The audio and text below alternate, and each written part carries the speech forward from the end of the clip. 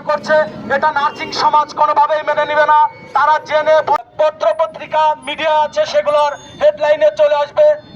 এটাকে যদি একীভূত করার চেষ্টা করা হয়, আমরা নার্সরা খালি আমাদেরকে নিয়ে আবার অন্যরকম খেলার চেষ্টা করা হলো তারই এটি একটি অংশ।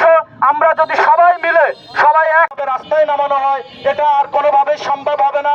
আরেকটি বিষয় দিন আপনাকে এভাবে মাঠে মাঠে দাঁড়াতে হবে, কারণ যখন কোটি কোটি টাকা ইনকাম করব, যদি কোনো নার্সিং এর স্বতন্ত্র প্রফেশনাল বিসিএস ব্যাপারেও তাদের কোনো পদক্ষেপ নাই, অথচ এত গ্রহণ করুন, তাহলে দেখবেন যে আমাদের যে 2 দিন পর পর নির্বাচন হলো, একবার সেটা আপনারা চালু করবেন। আশা করি আর কোনোদিন আপনাদের মাঠে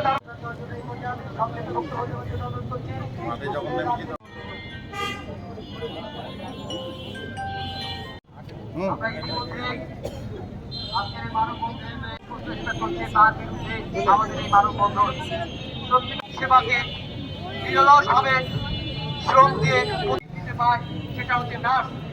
এই নার্সিং সমাজকে নিয়ে শিক্ষা এবং অন্যান্য স্বাস্থ্য ক্ষেত্রে যে ধারাবাহিক প্রচেষ্টা, সেবার মান উন্নয়ন, এই অধিদপ্তরকে একীভূতকরণ করে 3টা অধিদপ্তরের অধীনে নিয়ে আসা, 3টা যখন আঘাত লাগে তখন আমাদেরকে এরকম কর্মসূচি নিতে হয়।